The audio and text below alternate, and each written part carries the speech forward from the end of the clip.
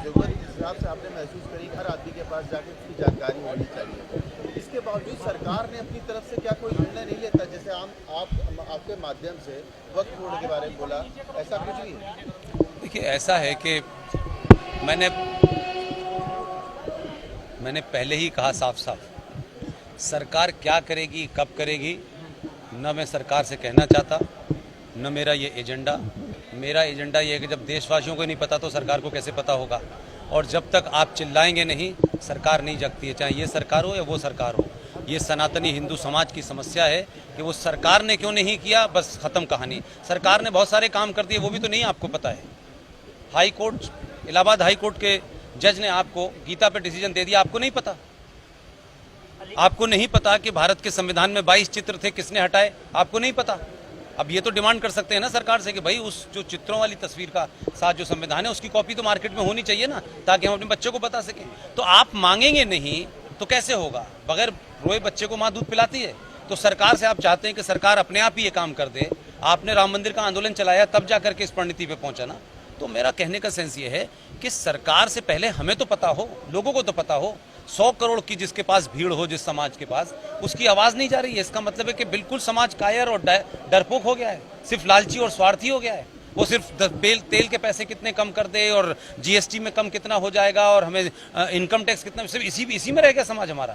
ये जीवन में चलते रहते हैं, ये पूरी दुनिया में चल रहे हैं। बेरोजगारी तो अमेरिका में भी है, लेकिन वो तो राष्ट्रपति ये सोच के नहीं चुनते कि तेल के दाम कितने हैं, वो तो सोचते हैं राष्ट्र को कौन बचाएगा।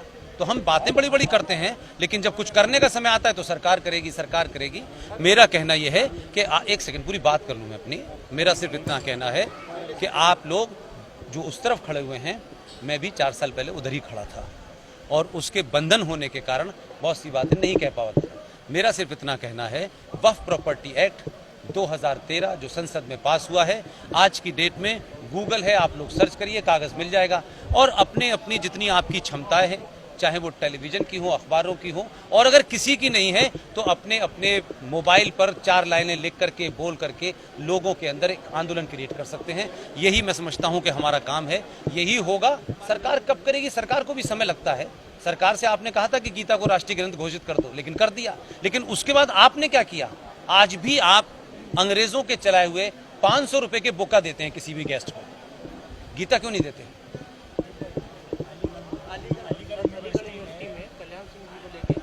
देखिए, आप लोगों को संकट ये है कि आप अलीगढ़ वाले पत्थर फेंकते हैं और आप उसको पहाड़ बना देते हैं।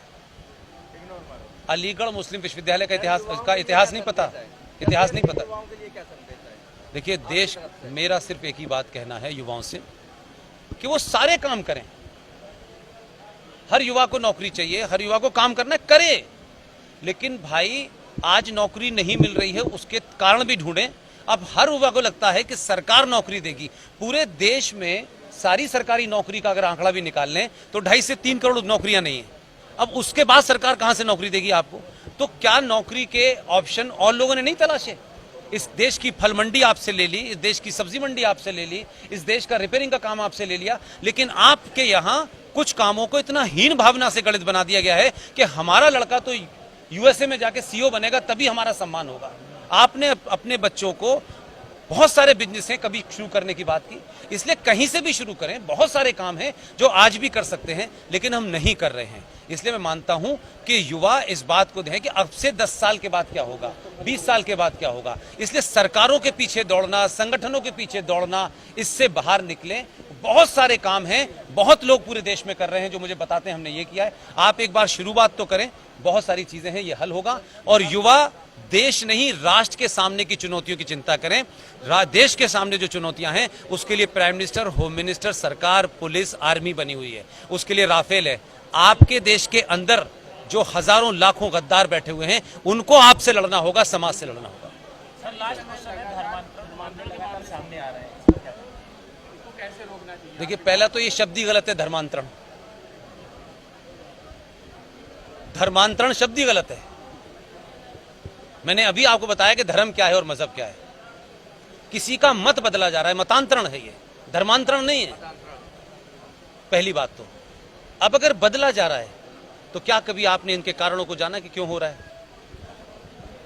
आप उन मुद्दों की तो बात उठाते हैं जिसमें जोर जबरदस्ती होती है, उन मुद्दों की बात क्यों उठाना भूल जाते हैं जब घर से चली जाती है? वो किसकी जिम्मेदारी है? अगर पिताजी को पैसा कमाना है बहुत सारा और माताजी को चमत्कार वाले बाबा के पास जाना है, तो जवान लड़की घर में किससे बात करेगी? उसके अंदर समाज में हो रहे जो चेंजेस हैं उसके ऊपर नहीं हो रहे। वो समाज में अपने भाई को नहीं देख रही। भाई तो 3-3 गर्लफ्रेंड घुमाएगा, लेकिन बहन कहां जाएगी? तो बहन को फिल्म दिखाने की जिम्मेदारी भाई की है ना। आप उसके अंदर बदलाव को अगर आप तवज्जो नहीं देंगे तो पंचर वाला दे देगा तवज्जो। आप अपना धर्म भी तो करें। भाई के नाते आप जो करना चाहिए वो नहीं करते। अगर इसे रोकना है, हर भाई अपनी बहन को कहे कि शहर की सबसे अच्छी फिल्म लगी है, मैं तेरे साथ जाऊंगा। वो भी इसी समाज का हिस्सा है। भाई को सारी चीज करनी है, बहन को नहीं करनी है। और एक हो रहा है जबरदस्ती, तो जबरदस्ती हो रहा है, उसके लिए आप सवालों को उठाएं, उसके लिए सरकार है, उसको रिपोर्ट करें, यही मैं मानता हूं। कहां पर? भारत में कितना असर पड़ेगा? भारत को क्या करना चाहिए? देखिए, दुनिया में अगर इस्लाम के सच्चे मानने वाले कोई लोग हैं वो तालिबान हैं। वही कुरान मजीद को अक्षर से मान रहे हैं। पूरी दुनिया में बाकी लोग हैं वो फ्रॉड और मक्कार हैं, जिसमें भारत के 30 करोड़ मुसलमान भी हैं। ये इस्लाम की बात करते हैं, इस्लाम को मानते नहीं हैं। इस्लाम के हिसाब से वहां चल रहा है मामला। भारत को सिर्फ यही चिंता होनी चाहिए कि पाकिस्तान बैंकरप्ट हो चुका है इस वक्त। पाकिस्तान के पास आतंकी बनाने के लिए भी पैसा नहीं है। इन आतंकियों का वर्ल्ड पॉलिटिक्स में बड़े देशों से बार्गेन करके वो निगोशिएट करेगा, और 2 चीजों पे निगोशिएट करेगा कि जो उसके ऊपर बैन लगा हुआ है फाइनेंस के ऊपर, उसको हटाने की बात करेगा, क्योंकि अमेरिका से उसका निगोशिएशन होगा। और ये जो फ्री के आतंकी हैं इनको कश्मीर में भेजने की कोशिश करेगा।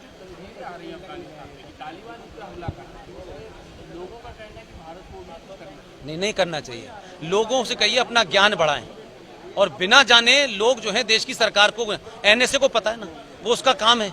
इसलिए लोग जो हैं उन बातों पे ध्यान दें जो उनसे कनेक्टेड है। मैंने कहा कि देश सुरक्षित है, सही लोग हैं, इसलिए एनएसए को काम करने दें, जयशंकर को काम करने दें, मोदी को काम करने दें। उनके काम में दखल न दें। वो हमसे ज्यादा ब्रिलियंट है, हमसे ज्यादा इंफॉर्मेशन है। इसलिए हम चाहते हैं कि साहब मोदी ये करे, मोदी करे, गलत है। जो मैंने बात बताई आप उन मुद्दों को उठाइए।